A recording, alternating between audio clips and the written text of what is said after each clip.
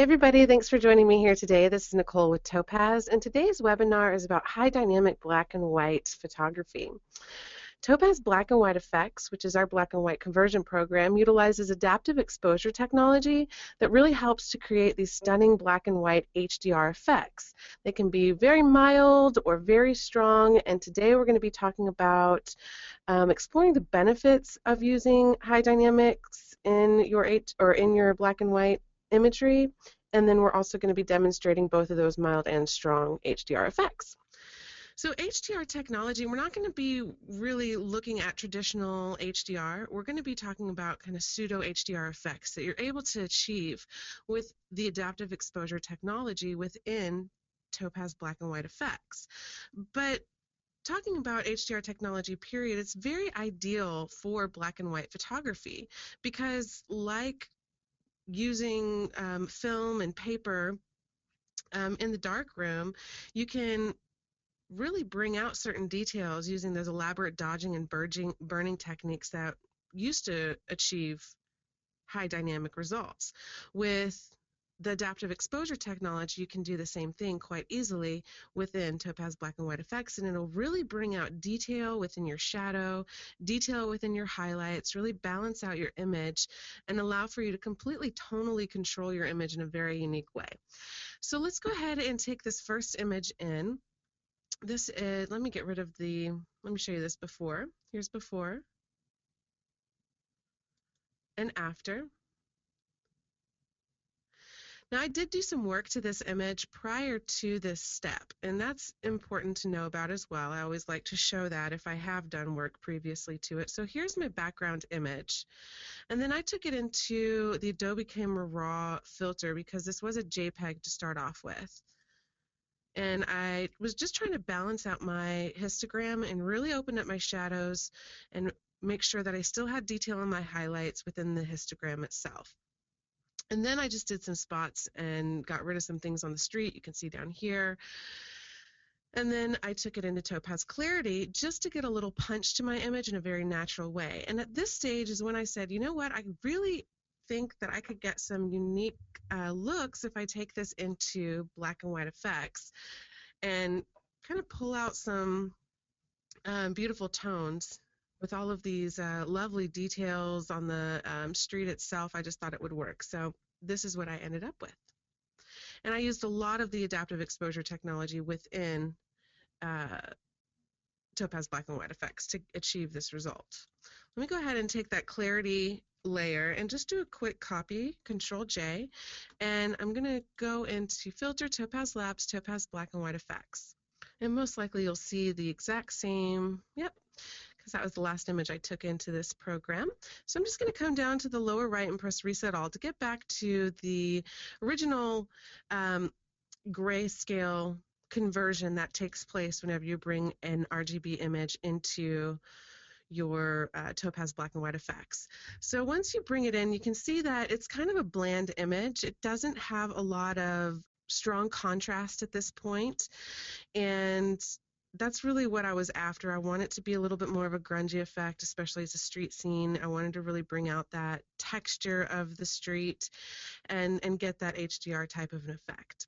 So before we start, if you're not familiar with black and white effects and this is your first time seeing the program, I definitely encourage you to check out the introduction to black and white effects, where I go over all of the features, including all of our collections over here on the left-hand side, the presets and all the interface tools and things like that. Today, we're specifically going into the tools and more manual adjustments that I go through when working with mild or more extreme HDR effects. So let's go ahead and just work with this manually. Even though you see that the original, if you can remember how the ending image looks, there was actually not a lot that went into it. And that's the great thing about the adaptive exposure, is that you can use just that and get amazing results. So the adaptive exposure technology is located within our conversion step. It's the first step in our workflow over here on the right-hand side with all of the different sliders and adjustments. And by default, your basic exposure is going to be checked. It doesn't mean that anything is added, it just has to be checked. So you'll see that little check, but directly below that, you'll see your adaptive exposure. And that's where we're going to be spending quite a bit of time here today. If you just check that adaptive exposure on, you'll immediately see a lot of depth and punch and detail and grit added to your image. Let me show you that one more time. Here's before. Now I'm just going to check it. And it just gives a little bit of life to that black and white image. It really starts to give you some nice pop while still maintaining a lot of the detail. But if you open up your adaptive exposure, you're able to quickly change your adaptive exposure tools along with your regions. And for this image, that's basically all I'm going to do, and then I'm going to go and move on just a little bit. But with this image, I just saw immediately that I have a lot of highlights that I want to maintain detail in, that I wasn't really pulling out a lot of detail. So you can see that over here. Let me scroll in just a little bit. Over here in the signs and things like that. Now you can see that it does have detail and you can see the wording, but it's just starting to kind of get washed out and not really have a lot of hard lines there. And same thing within the shadows over here. It's already a bit grungy just because working with a JPEG image, I really opened up those shadows and it has a little bit of extra noise in there. But even this type of shadow, you can really pull out a lot of detail and open those shadows up and maintain nice image detail when using this adaptive exposure. So just by turning it on, I've opened up that shadow area. I haven't increased a lot of the detail yet, but I've opened up that shadow area and I've kind of given a little bit more depth to the contrast within my highlights as well, pulling out some of that detail work. Now, if I come down into my sliders, my adaptive exposure and regions, I can really control how that's applied to my image. The adaptive exposure itself controls the how much exposure adjustment is added. So as you move that up and down, you'll see that as you continue, your highlights will get brighter, it still maintains the detail, and your shadows will get darker, still trying to maintain the detail. But then you can come down to your region slider, and as you take your region sliders up, what it will do is pull more detail into those shadows and more detail into those highlights, balancing out the exposure and just trying to give you kind of a localized exposure instead of deep shadows and really bright highlights. So you still maintain the shadows and highlights, but now you have more detail in all of those areas. So you can really get some very strong HDR effects very quickly by using this adaptive exposure in regions. Now for this image, for me, because there is so much grit, what I really wanted to do was open up the shadows and highlights a lot, but then not get so much exposure adjustment, just give it a touch. So one of my favorite tricks to get kind of medium HDR effects, I guess you can say, is by taking your region slider all the way up to 50. And so this breaks your image into all of these different regions, allowing for it to apply this more localized exposure adjustment. And now I'm just going to take my adaptive exposure up slowly until I get to a point where I start to see a lot of texture within my highlights and a good amount of opening up of my shadow work as well. I'm just going to keep pushing it until I get to a point that I like, and I'm right at about 0.45. Now this is very grungy, and I'm going to go ahead and just keep it that way. I like it for this particular scene. And that's how quickly you can achieve a high dynamic look for black and white images. Now we're going to go into a couple other example images to show you how to apply more mild effects and stronger effects as well. But let's go ahead and finish out this image itself. So for this image, in addition to using the adaptive exposure technology, I went on and used the color sensitivity. And that's also something that can really help you pull out details and clarity within certain areas of your image, except instead of based on tone and shadow, it's based on color. So if you open up your color sensitivity, it's right below adaptive exposure. I'm going to go ahead and turn that on. You'll see it's broken down into 6 sliders, and the 6 sliders are just going to adjust the original image color below the adjustments that you've already made. So you can come in and work just with your blues or just with your reds and really make some adjustments. So within this image, working with my yellows and my blues, I can really pull out or darken up or lighten these colors to help get the effect where I want it. So for me, the road, after applying all of this adaptive exposure, the road is really bright. I want all of that detail in there, so I don't want to change the settings of my adaptive exposure, but I want my road to be darker. And I know my road is going to have a lot of blue and aqua in it, so I'm immediately going to come down to my blue, kind of move that to the left. I like that. Maybe come up to my aqua or my cyan as well. Take that down. That's much nicer for me. Okay, here's before and after.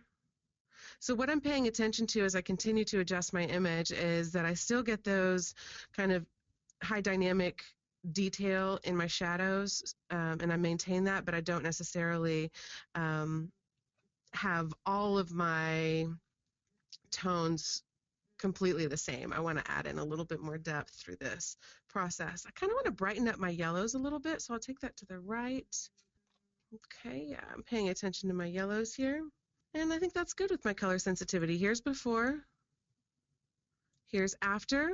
I was able to brighten up my yellows and get the cab itself to really stand out, along with some of the yellows within the buildings, and darken the street. So that gave me a little bit more of a separation between that cab and the street prior to adjusting that color sensitivity. And I'm almost done with this image. This is really all that I wanted to achieve here. One thing that I might do just to give it a little bit more warmth is come into my finishing touches and do a little silver and paper tone. So I'm just going to click on that and add a little warm pop. I'm going to open that up, maybe take my tonal strength down just a touch. And the last thing that you saw within the final result that I showed you in the beginning was actually just our default border applied. So to get the default border, all you have to do is check that on, and that was the default border, and I'm done. I'm going to press OK, and you can see how quickly you can get those HDR effects within your black and white imagery. The next one that I want to go into is going to be a little bit more of a subtle effect and selectively applied within the subject. So here is this image of this flower, which I just love. Here's the beginning image. And I didn't do anything else. I did nothing, no other adjustments other than just going into black and white effects to achieve this end result. One thing that I really focused in on in this particular adjustment was getting a lot of the texture and dynamics of the petals themselves to stand out while still maintaining some nice shadow detail over here on the left-hand side as well. So let's go ahead and jump on into the image. This is going to be a little bit longer of a workflow, but I feel like it's probably more thorough as well as far as selectively applying that detail and really getting your eye to go where you want it to go. So I'm going to open up black and white effects there.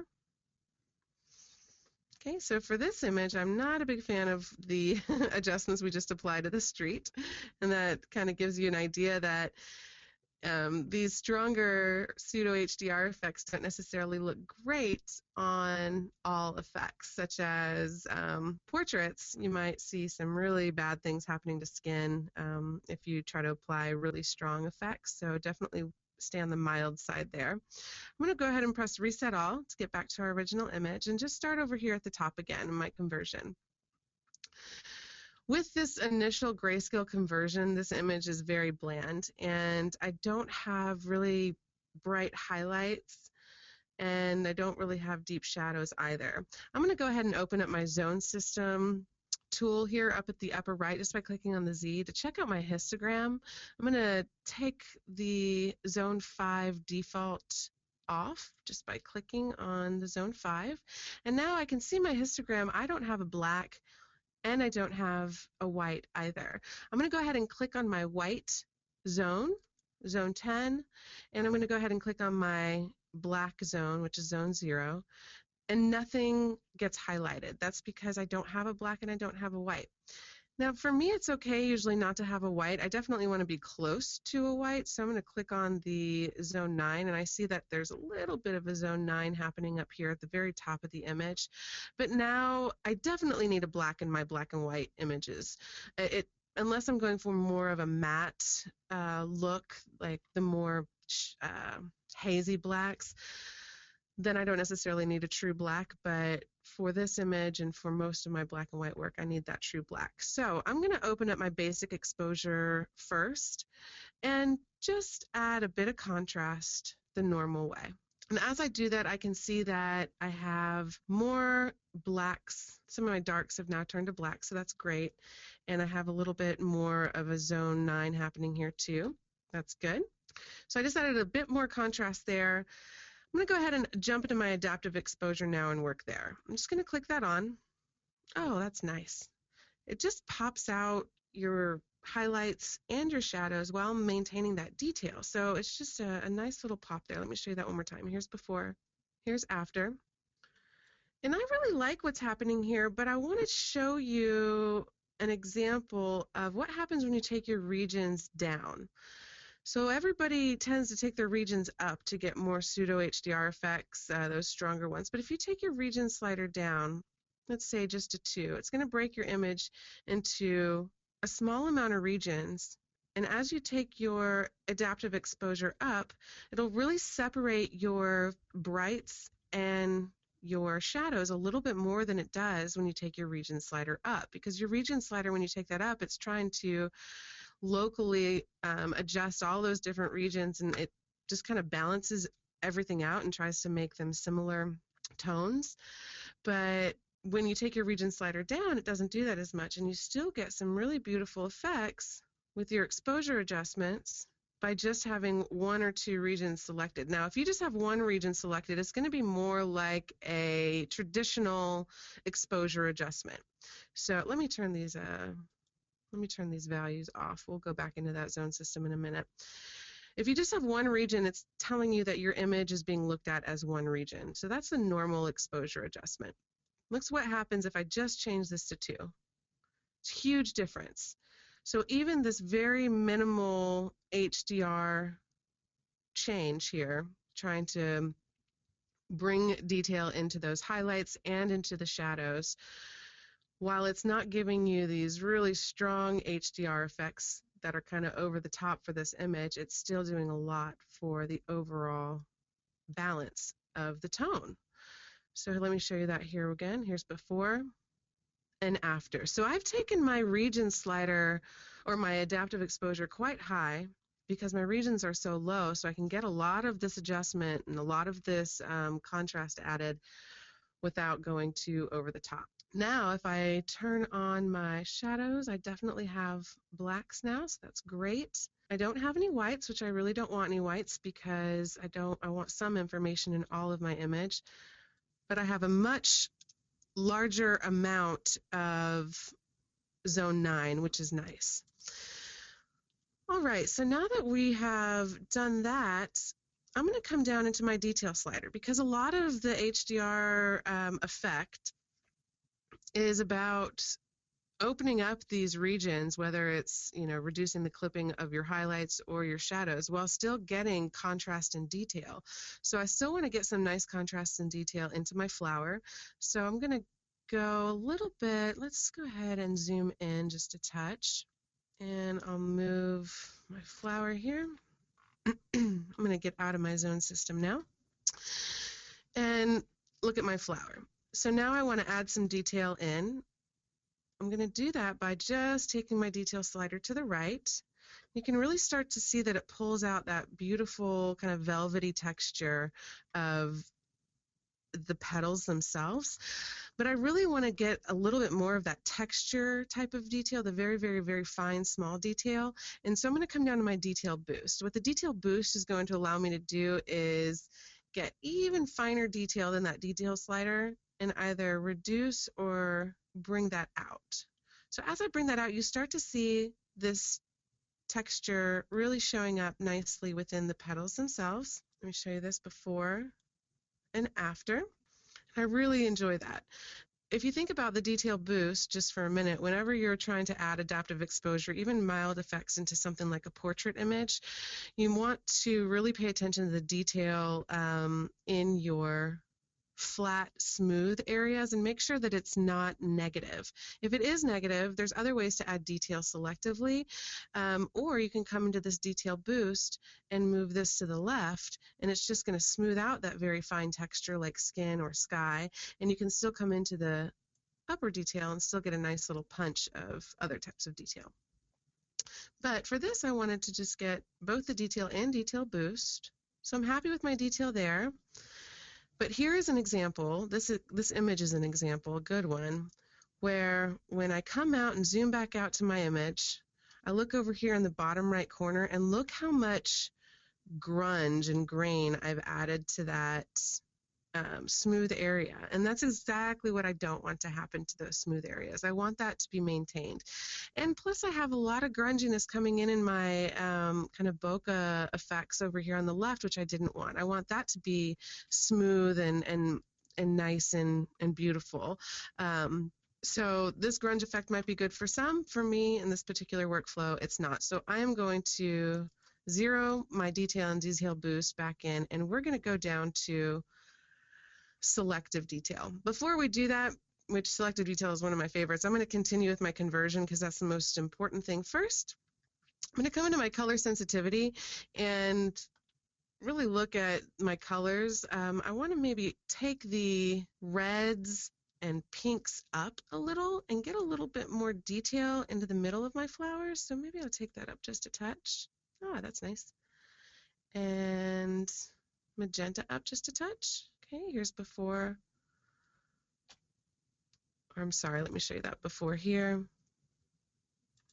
and after. So I've just opened that up, which is nice. But I really don't like what's happening at the very top of my image. This highlight is really competing with the focus of my flower because they're both very high, they're both very bright. So as I look at my flower, my eye just drifts into the background here, and I really don't like that. So I think I can solve that through the color sensitivity by taking my, let me look at the original here. Yes, I can probably take my yellow down quite a bit. Yes, and kind of give a little bit more tone to those areas and a little bit more separation between my flower and the background. And I'll probably use a selective brush and burn that in a little bit more. And that's a really important step in high dynamic work as well. I'm going to skip over my color filter and curve tool and come into our local adjustments now. Local adjustments are where you will find the brushes that will help you just kind of give the finishing touches to your image and really work with them. We have our dodge and burn tools. The dodge is going to make certain areas brighter wherever you brush it. The burn will make your image darker. You can bring back selective color. We're not going to be doing that today. You can add detail. Very important when it comes to trying to get those high dynamic effects. And then you can smooth as well, which will probably take advantage in this lower right corner. So let's first work on our detail. I want to really get a lot of detail into my highlights here. I wasn't able to do that within the conversion of the adaptive exposure without getting a lot of that extra grunge over here in the right corner, so I can selectively apply it just to my flower to really drive my attention there. So I'm going to take my brush size up, my opacity I'll take up just for the presentation. I'm going to really get it quite detailed.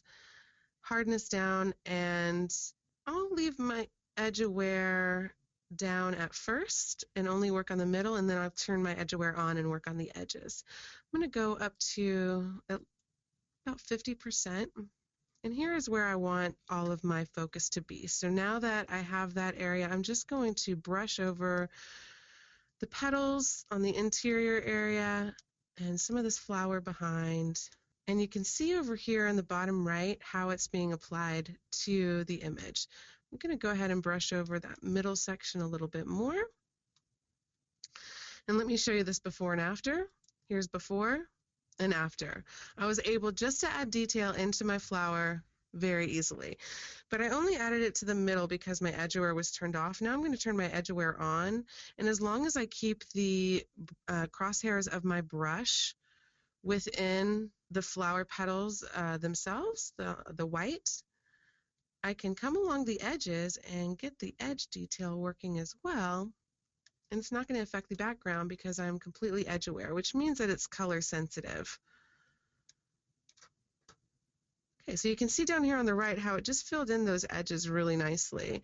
And you can add even more detail in if you want. You can just keep kind of building on top.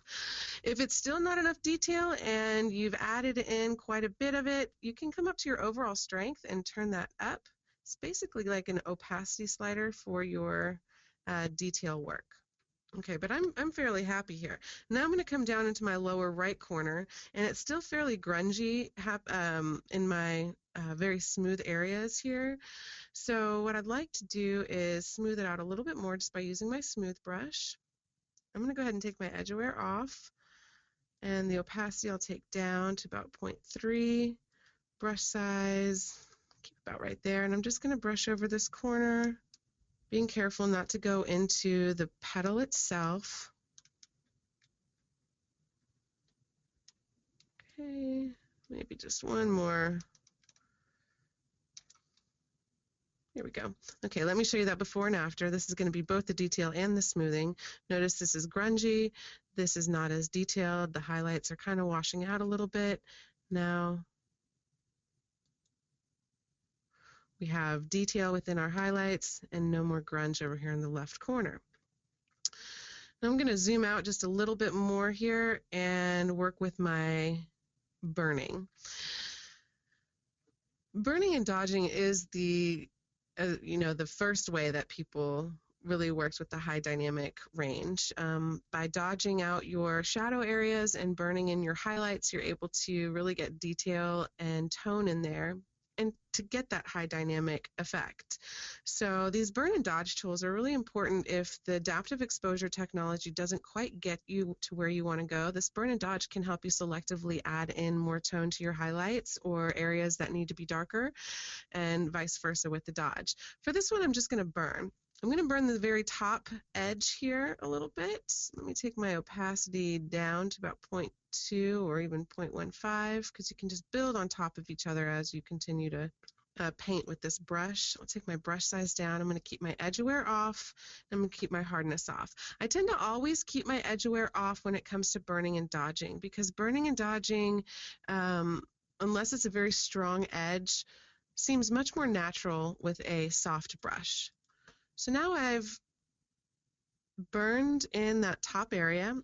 I'm also going to burn in this very bottom right corner as well. It just seems to kind of be asking, I guess, for a little bit of darkness. So my attention will instead go towards my flower instead of getting distracted by all this open light tone. So I'm just going to kind of just burn it in much as I want to, maybe burn a little bit more over here. The adaptive exposure that we've already added has really brought out the detail in my shadows, so I'm just going to take that down just a touch more, but it still has all that detail coming in. So now, after all the local adjustment work I was able to do, here's before, which it's nice at this stage, and after. This just feels much more specific about my flower, and my eye isn't drifting around as much. If I wanted to finish this image off, I'd probably do a couple things within my finishing touches. That would be adding a tone to my image. For this example, I'll just add the default silver paper tone, which is beautiful on this image. I just really like this warm tone, even when it's kind of this heavier tone. It's quite lovely, especially in the blacks and the dark areas. And then I might add a vignette as well. The vignettes are very cool within black and white effects because you can choose your center point. So I'm just going to come in, click on the center button, and choose my center point to be the center of my full flower cluster here. And now I can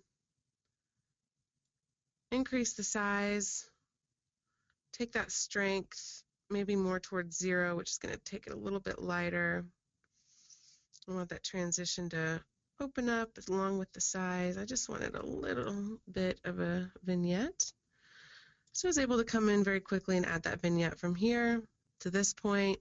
It actually kind of blocked up my shadows a little bit too much, and I really don't love it. So I'm going to take that off, and I'm going to press OK, and I'm done. So this is how I would suggest using the adaptive exposure. If you're wanting a more mild effect and you're not wanting that grunge, be sure that you are aware of the let me show you what we just did. Be sure that you are aware of the of that detail brush, because you can selectively apply that detail and still get a nice dynamic in your highlights without washing it out. All right, let's go ahead and talk about a really strong HDR effect. Now, this is over the top, but it was meant to be. So sometimes you come across certain types of subjects where you really just want to go crazy with the HDR. Now, we're not going to go that crazy for this example, but that's an example of how strong you can push it while still not seeing any super negative artifacts like you can sometimes within the sky. So I just made a background copy. I'm going to say Filter, Topaz Black and White Effects. And I'm going to press Reset All. And so we're back to our just a grayscale conversion. And this is a nice conversion by itself, actually. It's quite pretty. But I really want to get a lot of grit and detail coming into the brick itself and the building behind, and get just really strong kind of over the top HDR effect. And the way that you do that is go into your adaptive exposure, click that on, and instead of taking your regions to the left, take your regions to the right, and then take your adaptive exposure to the right as well. And you'll really start to see those high dynamic pseudo effects starting to happen within the image. So here's before and after. And it's as simple as that, before and after. If you want to increase that grunge effect, the detail boost is going to be your very best friend, because it will quickly put grunge into things like your any texture that's going on, wood grain, cement. That detail boost is really where you'll see a lot of that texture detail come out. Here's just some regular detail. So here's before and after. Now, if you are kind of wanting a good starting point, if you're more of a preset workflow person, I want to show you over here in our Stylized collection exactly where you can go to get a good starting point. So within the Stylized collection, we do have dynamic presets down here. It's called Dynamic 1 Grunge, Dynamic 1 Smooth, Dynamic 2 Grunge, and Dynamic 2 Smooth. We also have some nice detailed grunge, things like that, that are going to have a little bit more high dynamic range as well. But let me just click on that. Dynamic 1 Grunge. Here's before and after, and let me just show you the before and after here of the adaptive exposure itself, because that's where most of this preset is coming from. So that's a great starting point just to quickly get there. If you don't like the grungy aspect, just click below on the Dynamic 1 Smooth. The only difference between these two presets is going to be that process details independently is checked on one of them and not the other. If you don't know about this checkbox, it's really important. Within the adaptive exposure technology, the details are connected by default to the exposure work that you do. So as you take your regions and adaptive exposure up, you'll see that your detail, not when that's not pressed, you'll see that your detail itself starts to stand out and grunge up, even if you don't have the detail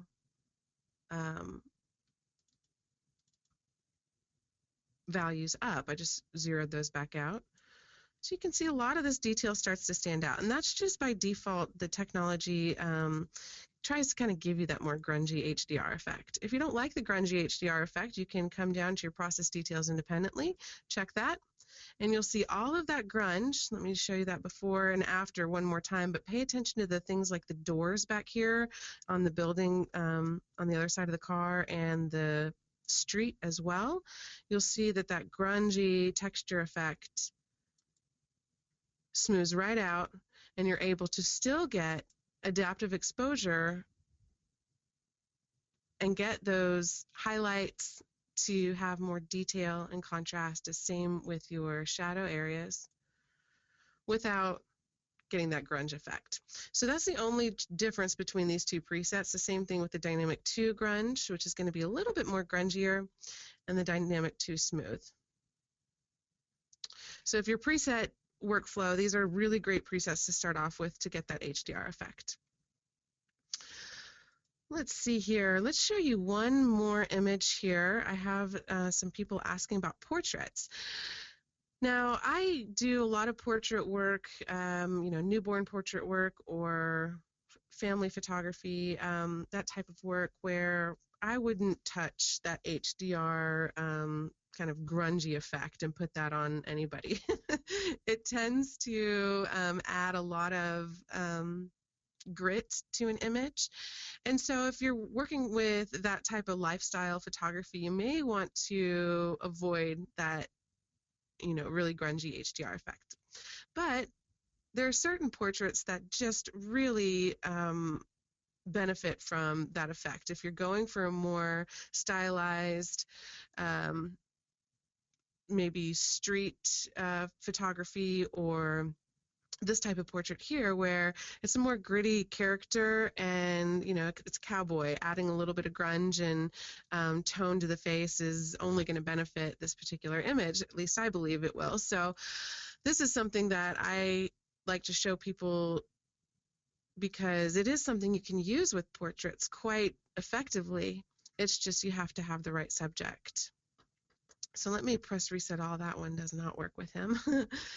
Press reset all, and okay, it's a little bit better.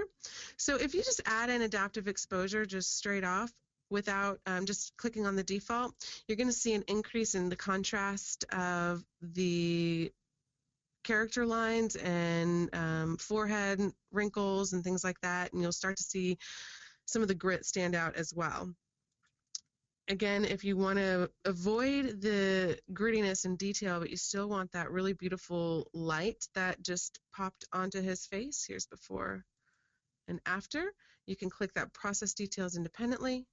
It smooths out any of that detail work, and you still get this really nice exposure adjustment. Or you can uncheck that and really go more for trying to bring the attention to the character lines and the grittiness of the character itself. So himself. Here's before the adaptive exposure and after. So it's just a different type of portrait that you're able to achieve with using this adaptive exposure technology. All right, exposure technology.